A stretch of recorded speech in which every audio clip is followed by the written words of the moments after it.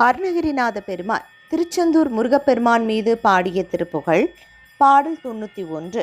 இந்த பாடலில் அருணகிரிநாத பெருமான் சந்த நயத்தை மிகவும் அழகாக அமைத்திருப்பார். இதோ அந்த பாடல்.